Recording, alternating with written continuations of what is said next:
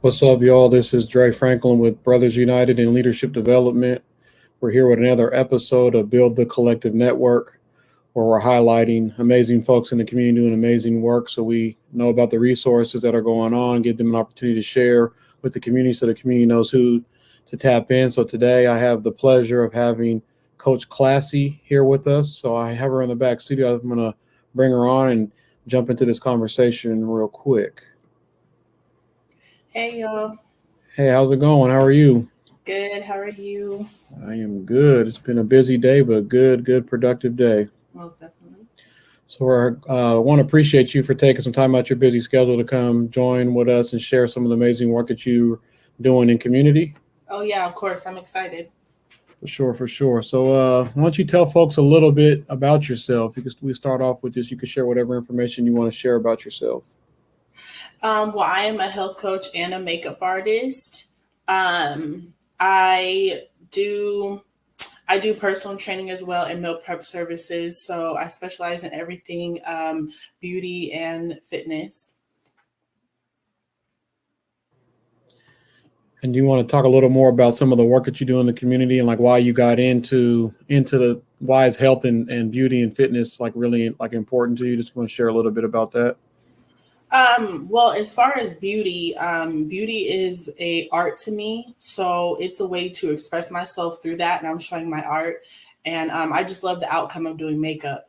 As far as the health and fitness, when I had gained weight and I was going through my own weight loss journey, I didn't really have anybody to turn to and ask questions. So I did a lot of trial and error and things like that. And I feel like it was important for me to get into that field because there's not a lot of Black people in the health and fitness industry. So it's important to see somebody that looks like you, doing that.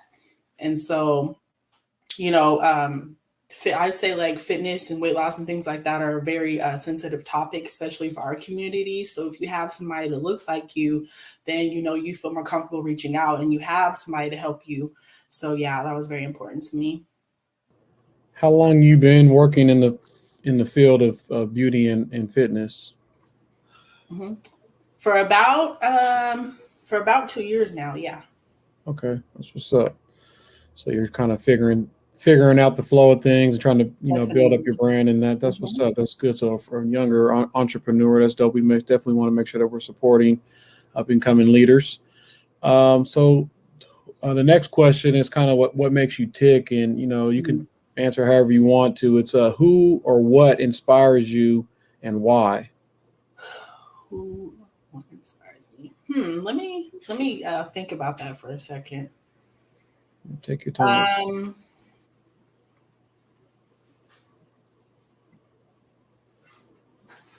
Honestly, I would say two people inspired me just coming off the rip. I would say Master P and Nipsey, just because, well, as far as Nipsey, he was just so business minded, and that's who I really recognize. Well, that's what I really recognize him for was his entrepreneurship and his very motivated. Um, Very goal orientated. So I feel like I can really relate to that. As far as Master P, he's just did so many things. And they say that, you can't be successful at everything, but he's been successful at a lot and he's done a lot. So really, that's what keeps me going. And with doing two businesses, people say you got to focus on one thing, but I don't necessarily think that's true. You can definitely be successful at more than one thing if you put your mind to it. So definitely, I look up to both of them for sure. Yeah, definitely pioneers, especially Master P pioneers, and just not just the rap game. He got into movies, he got into clothing, he built a lot of other people's brands, especially like Snoop Dogg. He really laid Snoop Dogg up and other folks around how really to brand themselves. So, and he's continuing to stay active and stay relevant, and do things. And I mean, Nipsey, he speaks for himself. You know what I mean? It's his Exactly. legacy speaks for itself. So that's what's up. So what do you think about over the last year? Like, there's been a lot going on with the elections locally, nationally. COVID. Black Lives Matter. I'm not even going to say it's a new movement. It's been a movement. Civil rights movement. Also, it's a continuation of things that already been going on, but it's Right. been highlighted a lot more in the mainstream. But hmm what do you just share a little bit of what do you think about everything that's going on during this time? I think everything's coming to the surface that's been boiling pretty much. I feel like it's a new age for Black people. We're starting to work together more. Um, there's a lot of Black entrepreneurs starting to make their presence known. So that's really what I think about it. I think this is a wake up call for us, and we're really starting to organize and collaborate. So um, that's what I feel like. I feel like COVID. I know it's bad, but there was some positives to it, and along with the death of George Floyd, I think, like I was saying, that was a big wake up call for our community. So. And you touched on this a little bit about the journey that you went through that got you sparked into and just trying to, talk about health and those types of things. So the next question is like thinking about everything that's been going on and the heightened stress and everything that it is as being a Black folks, there's a lot of extra stress that, a lot of people just don't really understand, or we don't talk about it as a community, right? Right. So this next question is, what have you done during this time to take care of yourself? Oh man. I would say just being out in nature and just taking the time to be by myself and meditate. Sometimes I feel like you just need to really have your alone time and reflect on things, and just be in the quiet sometimes. Phone turned off, maybe reading a book. That's been really big for me, making sure I get in my water, alkaline water at that, eating whole foods, staying away from a lot of processed foods. So that's really what my self care is look like. I'm assuming like fitness and those types of things are also things that you continue to do. Oh, definitely. Yeah. Yeah. That's pretty much a part of like my everyday routine. So I pretty much integrate it as like a everyday lifestyle habit kind of thing. So Yeah, and part of the reason why we ask that question is one, some folks that are really doing ingrained in community work or, serving other people, sometimes we're always pushing other people to take care of themselves, but not necessarily taking care of ourselves the best. So it's an opportunity for some folks that I've interviewed. They say, "Yeah, I'm really dry. I'm really not doing much," and it's opportunity for me to share things that I've done and challenged, and other folks. Now, as I hear other people, meditation, yoga, acupuncture, massage, you know, um, there's a lot of other things. Working out, just taking time, journaling, art. yeah, There's a lot of different things that folks are doing, but it's also an opportunity for people that are going to be viewing this to hear what other folks are doing, and hopefully they can yeah, gravitate. And it's the opportunity for us to be real about where we're at and where we're not, and always challenge ourselves to be better and healthy, right? yeah. That's true. There was a time I just got burnt out, and I was just like, okay, I need to take a step back and reevaluate, what I'm doing, because I have to show up for myself first if I want to show up for others. So Yeah, how did that process look for you? Like to just reevaluate, like you want to talk about it a little bit? You feel comfortable talking about it? um I want to say journaling is a big thing for me. Writing things down, it really puts things in a perspective for me. Like, okay, how am I feeling right now? Um, I wouldn't say practicing gratitude in my journal. Like, what are the things that I'm grateful for? Instead of finding the negatives and think, what are the positives that are going on right now? So, That's what's up. So what advice would you give somebody looking to get involved in community work or entrepreneurship business? Like what advice, everything that you've been through? I know it's always a learning process for everybody, no matter how long you've been doing things. But I think yeah, there may be people that are looking at you if you already own, running two businesses and doing things and been doing it for a couple of years. And even coming out of COVID, with things being put on pause for so long and those pieces. So yeah.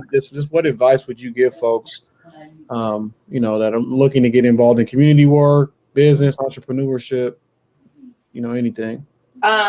Just step out there. I think sometimes we think about it and we overanalyze things, and it's like, just step out there and do it first and foremost, and be consistent with whatever you're doing.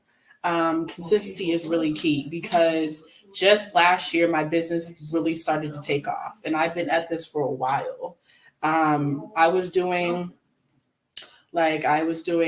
courses on entrepreneurship. I was networking, things like that.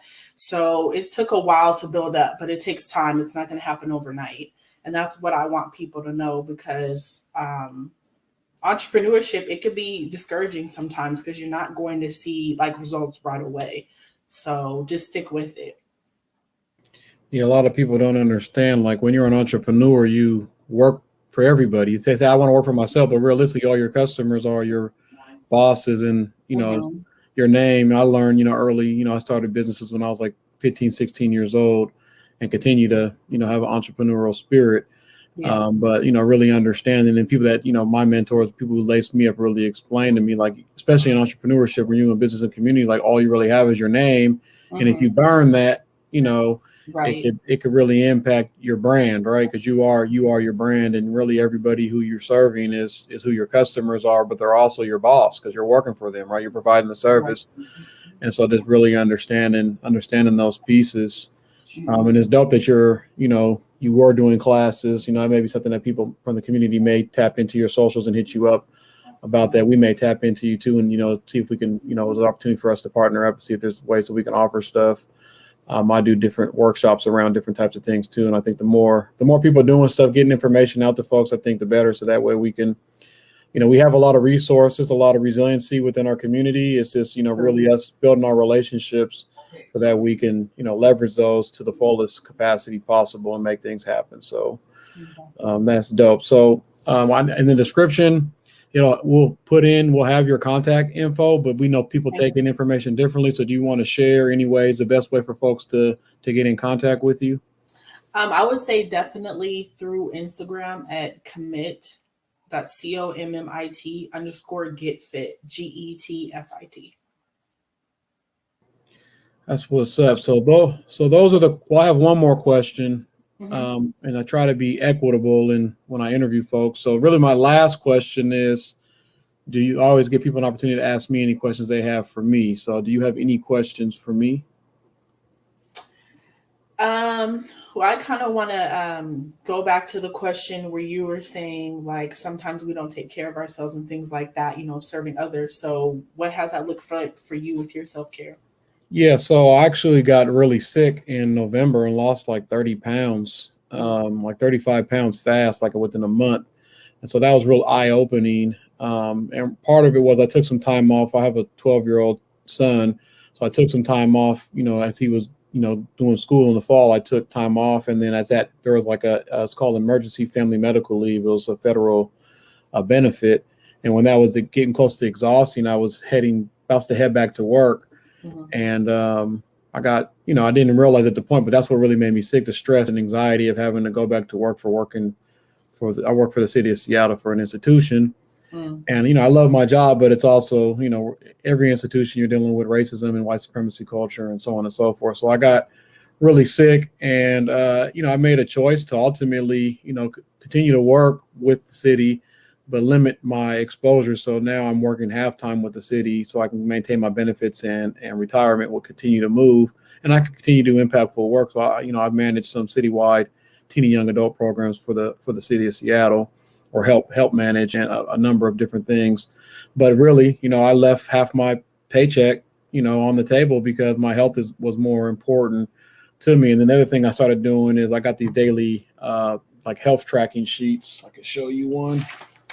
And so, it has, different stuff on it. And every day I check stuff off, and simple stuff like, I'll work and I'll just get in the groove, Hmm. and just the day will just go by. So simple stuff like breakfast, lunch, dinner, checking those off that I'm actually doing it. And if I don't, then I can go back and reflect. Doing push-ups, sit-ups, simple stuff. Walking. I walk at least 2 miles a day. So trying to just maintain and be healthy. Meditate. Those different types of things is what I've done. And then also I think it's, being in fellowship with community is beneficial to me. Being able to talk about stuff, even even like you asking me that question and giving me an opportunity to share is a Yeah. level of healing, right? To be able to talk about the things that I did and the things that I'm going through. And that's why I intentionally asked that question on all the shows that I'm doing or we're doing. We integrate that because it's so important for us to take care of ourselves. You can make a whole bunch of money. You can, own all this material stuff, but if you're not healthy mentally, Yeah. spiritually, and physically, it's really BS, right? Right. Yeah. I think mentally is where it starts too, and that's the prerequisite for everything else. So it's kind of like a trickle effect. So that's good. You brought up the mental because that's important. Yeah. So, do you have any other questions? How do you feel like being a part of the Build 206 has positively affected you? Yeah. So, Brothers United Leadership Development, we started that in 2013. So we're 8 years in, basically, and it's been very impactful to me because I grew up without a dad, Mm. and I had an older brother who actually, my brother passed when he was 25. I was 23 years old. Oh, wow. And that's what really got me into community work when I was like 25, 24, 25. And, so a lot of the older males that we came into contact with, growing up in the South End Mm. was, they thought they were putting us on, but really they're giving us, putting us in traffic, they're putting us in negative situations or penitentiary chances or whatever. Right. And not that they have malicious intent. That's just the game they were given. So they were giving the game to us, you know what I mean? Right. And so, really being around folks that, not to say that none of us don't have issues. We all got problems. Some people may look at us like, oh, we all got our stuff together. But as you know, everybody got issues, no good without bad. So we understand that too. So it's really been beneficial to be able to be in fellowship with positive Black men, as well as, this last couple of weeks ago, we did our first Mother's Day event. So we honored 11 women from the community that have been doing amazing work. So really, we understand too that there's a lot of intersectionality, but a lot of issues that Black women deal with are tied to issues that Black men deal with. Raising kids by themselves. Under or unemployment of Black men, over incarceration, so on and so forth. A lot of that weight of standing up the community falls on Black women. So we understand the intersectionality. So if we get our stuff together first, then it's ultimately going to improve everybody's life. It's kind of the thought process that we approached it, but it's benefited me greatly because we have Saturday fellowship check-in, so we've been doing that during COVID over Zoom. Now that things are opening back up, we're looking forward to getting out and doing walk-in talks and just being in space with folks. So it's definitely been beneficial to me personally to be able to grow with like-minded cats, and we all don't agree on everything all the time, but at the same time, like, we're all about this community work and making things happen and trying to provide spaces like this. And Build 206 Media is something that we stood up during COVID because we normally do big community events and stuff like that. And we wanted to be able to shift to provide a platform or platforms for people that are interested in getting their voices out. So that was a good question. Okay, dope. Well, thank you. All right. Well, thank you for your time. We appreciate it. And we will be in touch soon. Okay, sounds good. All right. Peace. Bye.